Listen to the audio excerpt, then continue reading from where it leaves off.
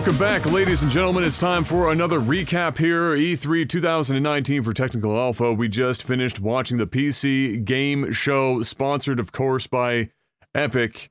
And I haven't checked Twitter yet or anything like that or social media to see just how upset everyone is with the fact that it was hosted by them. But regardless, it happened, and it wasn't like it changed anything. It was all basically the same. You got Mr. Day 9, you got Ms.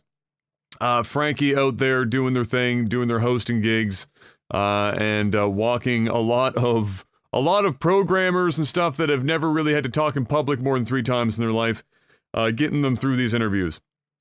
And of course, doing a great job of it. Usually, this is full of games, and it, no different this year. So many that I'm not going to be able to really spend too much time on a lot of them. I'll give you kind of a rough rundown here of what we got. I didn't even get all of it. Like, they cram way too much shit into this show. It's insane. We started off the entire show seeing Evil Geniuses 2 World Domination. Followed that up with Vampire the Masquerade 2 and coming in Q1 of 2020. A lot of people were fairly excited for Vampire Masquerade 2. It was kind of a surprise announcement of sorts. Not all that long ago, and so we got to see another little bit of that, and they talked with of course, some of the devs for it to just go over some stuff. I don't think we learned anything particularly new outside of the fact that perhaps, I don't even know if we knew the release date window before, but now we have some sort of window. Regardless, Vampire the Masquerade 2 shown off, and in the trailer, you know, it looks good, it looks vampire-y. It looked vampire-y. Stormmancer, Starmancer, Starmancer, Chucklefish, which, you know, lots of people, big fans of Chucklefish stuff. Starmancer looked great, kind of like an FTL-ish kind of deal. You'll be able to see the trailer if you just look it up, but had great pixel art, and that's a big thing in the last couple of years, and this year is no different as well, with the pixel art. Lots and lots of pixel art coming out, and lots of like crazy art styles in general. As we've had a couple of years now of really kind of wild art styles in some of these indie games, and they just keep getting wilder and wilder. Not in a bad way. I mean, it looks good. It looks good. Chivalry 2 then popped up, coming in 2020, and first to the Epic Games Store, much to, I'm sure, lots of people's chagrin. Lots of Monty Python references, or Monty Python-esque humor is what I pulled out of the interview that they had there. Otherwise, it's Chivalry. For all intents and purposes. And so if you were a fan of the first one, great news. It looks like more of that, you know, maybe a bit more polished, and apparently a bit more humorous. And there you have it. Following that, we had Mosaic, which is a dark adventure game. Kind of like hard to describe what exactly it was, but it kind of struck me as something that was definitely going to have some sort of social message thing. Or like the discussion around some sort of societal thing. It definitely felt like it was going in that direction, a little social media-ish. And it has some sort of companion app, so you can look into that. And it's Mosaic. I think it's like a little mini-gamey thing that was actually part of the trailer that you can check out.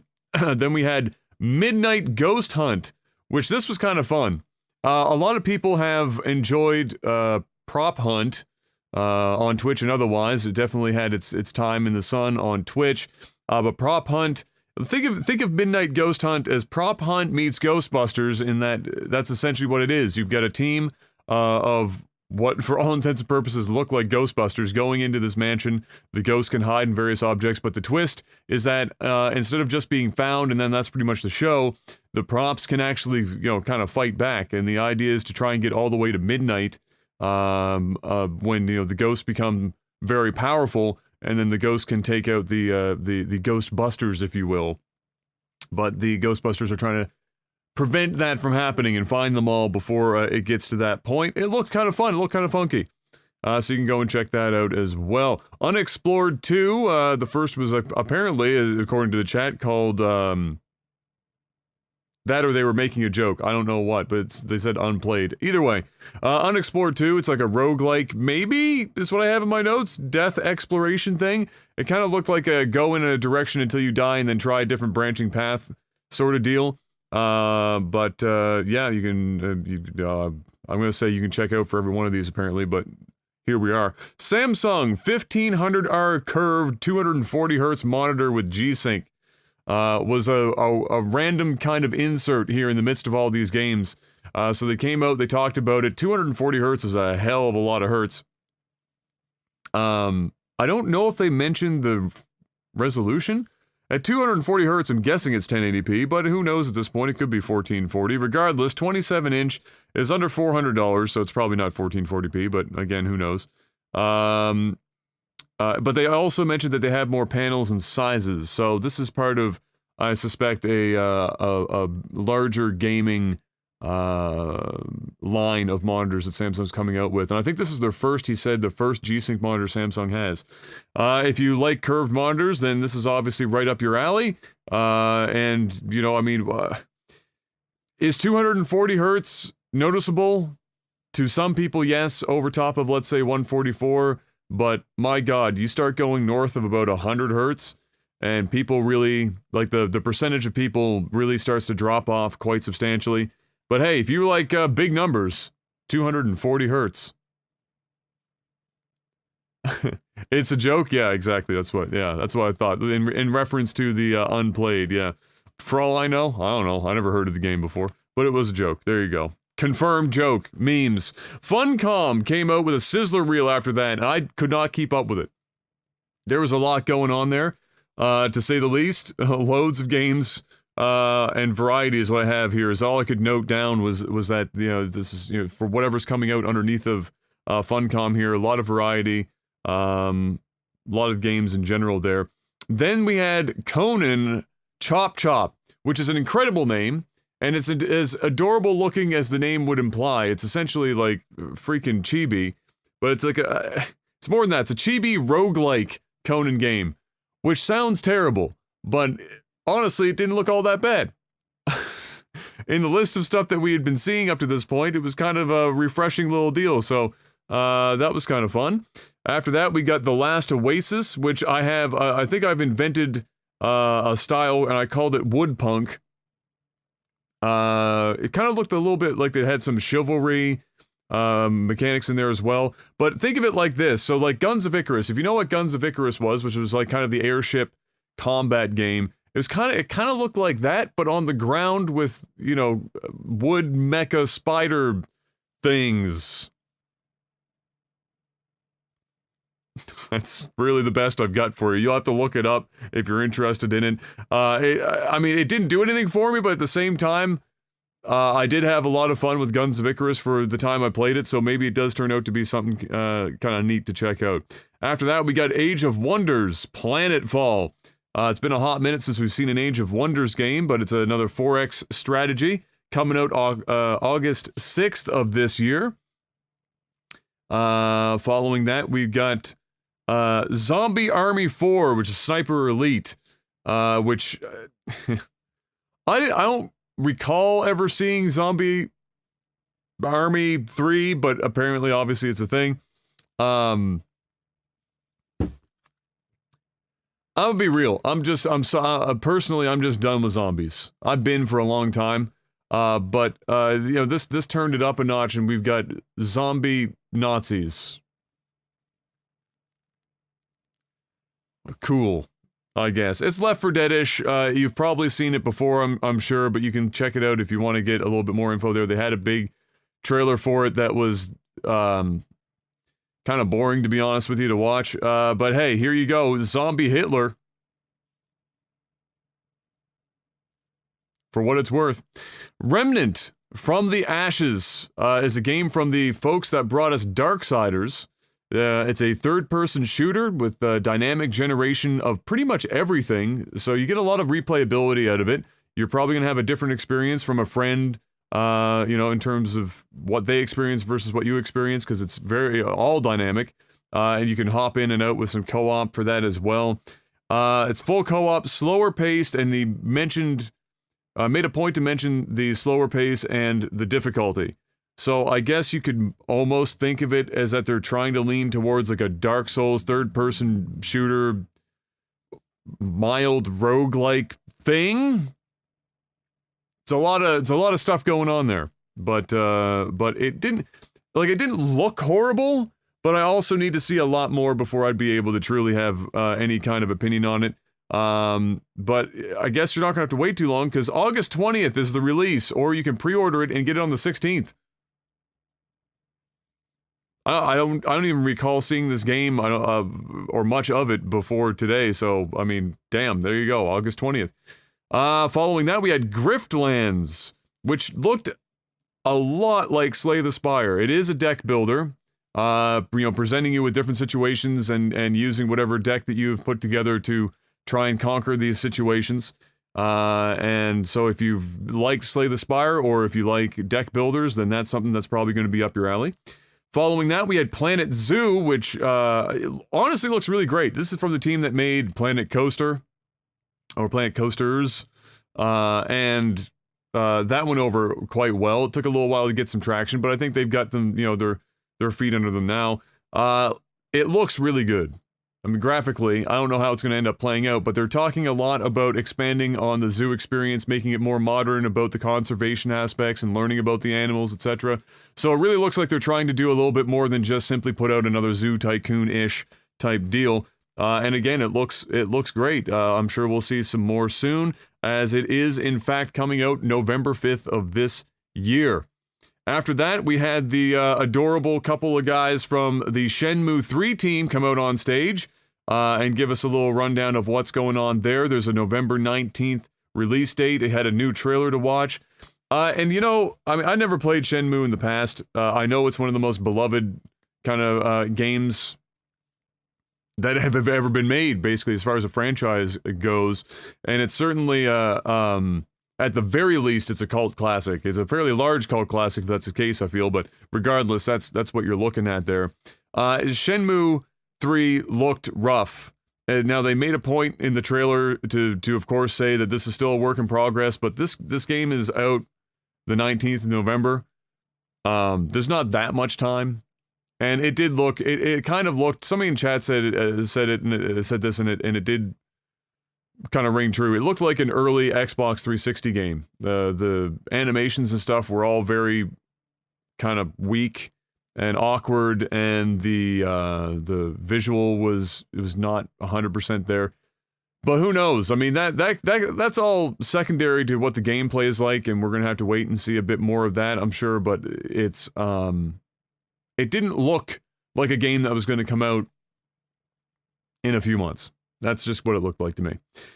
Following that, we had Songs of Conquest, which Mr. Day9 himself was very excited about. This comes from Lava Potion. This is a kind of basically Heroes of Might and Magic, for all intents and purposes. Strategy adventure with fantastic pixel art, great animation with the pixel art. It wasn't just a static background type deal. Looked really cool.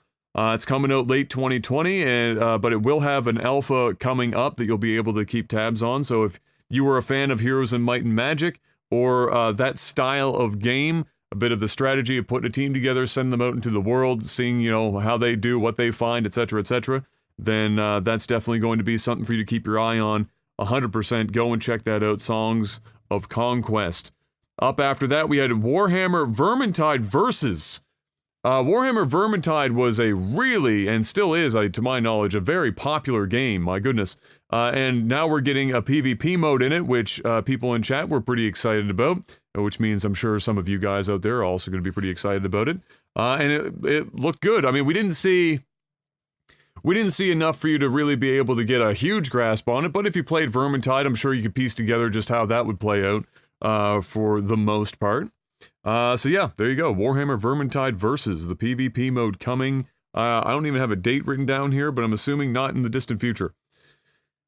Following that, we had the oddest named game of the day that Frankie couldn't quite get out in a way that I understood until I read the words on screen later on. But Per Aspera. Or Per Aspera. I really and truly don't know. It's a resource management game in space!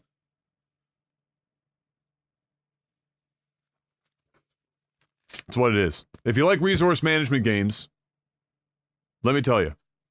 It's in space, and it looked kind of cool. That's all I got. You don't need to see the trailer, but that's pretty much what it is. Following that, we had Ancestors, which we saw last year, if I'm not mistaken. That's the game where they're going way back. I think the 10 million years, Africa, as humans are still kind of, well, we're still apes. And going through that whole process, and the evolutionary deal of it there, and the survival, etc. as you go through it. So somebody said realistic spore-ish, which I don't know if that's 100% accurate, but you get the idea. You evolve throughout that process there, kind of from front to back, it seems, and go from prey to hunter, essentially, or the predator, throughout that whole process. August 27th, 2019, it's coming up, so you'll be able to get your hands on that soon and start, doing monkey things. It looked pretty. Well, I mean, it looked good last year, too, so there you go.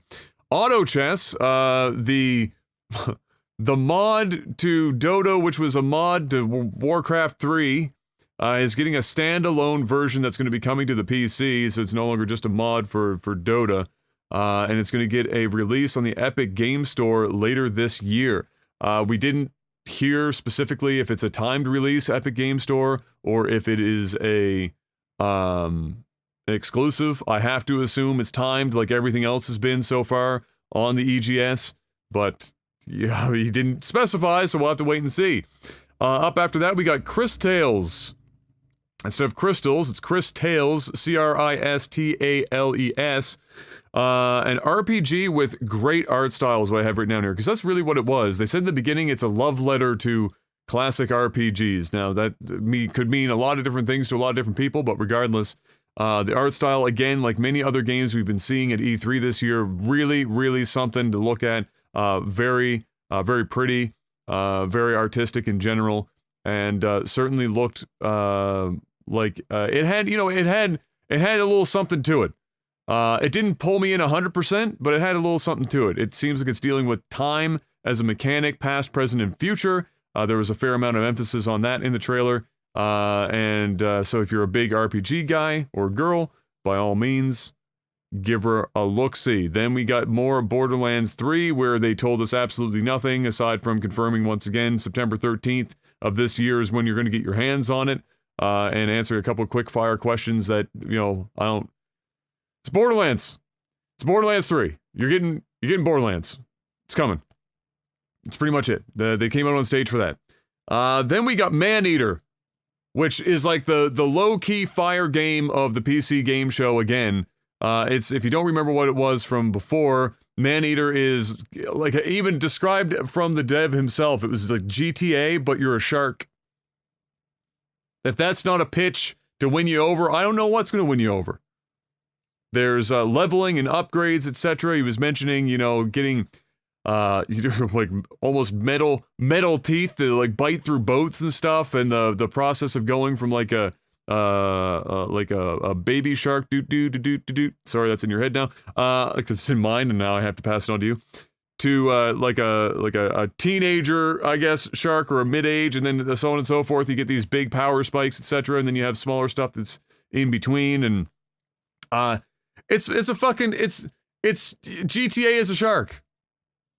That's all you need to know. That's all you need to know. I skipped a game. I'm sorry. Valfaris, which is basically a super, like, metal Metroid. And by metal, I mean the music genre. Again, great art style there as well. Pixel art on this one. I have pixel art madness, because that's basically what it had. And a little bit of Contra feels involved there as well. So that's another one to maybe keep your eye on. Following that, we got Terraria Journey's End, which is more Terraria, and coming up, I guess, on the end, if we were to believe the name of Terraria as we know it right now. And then we got the full motion video, the FMV-laden Telling Lies, and this is from the folks who did Her Story, if you're aware of that game, where everything is recorded video, and the game is built around that, and it's like a mystery thriller puzzle game. 10 hours of footage has been shot in total. You do a lot of digging, through words and almost metadata of the video to connect and find other footage as well, to kind of try and piece together this whole thing. That's the crux of the game. It looked really interesting. I mean, it's different than pretty much everything else you're going to see, and so definitely give it a look if you're interested, or if you had already played and were a fan of Her Story. And then the other note that I have here is that whether it was intentional or not, when he mentioned that it was coming out on Steam, and he threw in the "We all love Steam" line. I don't know if that was a low-key jab at Epic or not, but it happened, and I kind of got a chuckle out of it anyway.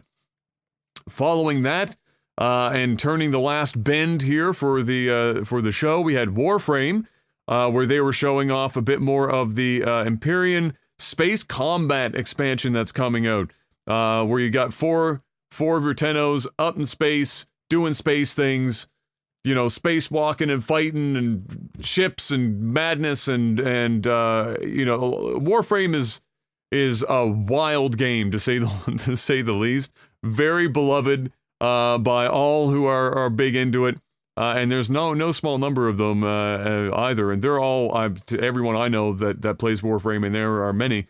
Pretty excited about this. You're going to hear more about it July 6th during their event in London, Ontario, Canada, actually here in Canada, where they're going to have the full reveal of it during their Tenno Live event, which you'll apparently also be able to watch the live stream for. And then if you have your account on Twitch and everything hooked up, you'll be able to unlock like a Tenno skin or whatever you want to call it, a suit. If you do so, if you watch at least half of it, I think it was a half an hour of watch time. Following that, we had Genesis Noir, which is pretty much what it sounds like. It's a noir with more wild aesthetic, in a way that you could not really 100% piece together how the game plays out, but it's another one of those indie darlings. And then we wrapped up the entire show with Baldur's Gate 3, which was like the big thing a lot of people were interested in. We didn't learn too much more because there's not too much to talk about other than the fact that it's Baldur's Gate. It is from the guys who did Divinity, right? Chat can confirm that. I haven't eaten yet, and I need to blood sugar. But yes, anyway, they came out on stage, they talked about it a little bit, but nothing too crazy. Sean was asking, you know, the depths in which you could role play the shit out of it. Divinity Original Sin 2, yeah, okay, there you go, I was right. They have, I guess the point of interest here for this, other than the fact that they said it's going to come out when it's ready, this is obviously still relatively early on. They said this is the game that they really wanted to make. And they've been fighting to try and get Baldur's Gate on, you know, as a license for several years now. And so now that it's here, they want to really do it well. So they're pulling a Blizzard. It's when it's ready, and that's all they gave for that. But then they also mentioned that there's a prequel pen and paper version, pen and paper D&D prequel to Baldur's Gate 3, if I understood that correctly. And so you'll be able to check that out if you're into that. Kind of bit. The one other thing I think I pulled from that was that the rule set that Baldur's Gate 3 is going to be based on, I think he said was 5? Not 5e, but just 5? I don't know enough about D&D to go further into it than that, but I think that's what I heard him say anyway, if that's something that's of interest to you, if you were wondering what set it was going to be based on. And that was it. That was the PC gaming show. Did they say 5e? I just heard 5, but if it was 5e, I mean 5e I think is the most recent, but 5 is just 5th. Oh, 5th edition. Oh, 5e is edition. I thought 5 and 5e were like, I thought e was like a, well that shows you how much I know. I thought e was like a subset of 5. But yeah, there you have it. So 5th edition. Makes sense in my head now that I've heard it. Anyway, that was the show. Not like a heck of a lot going on there, honestly. A lot of, in terms of like substance, a couple of major points there, but I'm sure I've listed at least a couple of games that some of you out there are very excited about, or at least interested in, and so feel free to get more of that. You know, you can go and check out those trailers. They'd be available for you now, and get excited, get involved. But that's going to be it, guys. For now, today, if you're hearing this on the RSS feeds literally as I'm posting it, or you're seeing this on YouTube or otherwise, or wherever you're grabbing this, I'm going to be attempting to do at least Ubisoft later. Apparently, AMD might also have an event that I might be able to squeeze in, so I'll see what I can do there. Square Enix I won't be able to do because it's happening during the Raptors game where they're hopefully going to take home the NBA championship, and I can't miss that. Unfortunately, as a Canadian, it would be blasphemy. But either way, hopefully you've been enjoying this coverage. Thank you very much for listening as always, and until I see you on the next one, peace!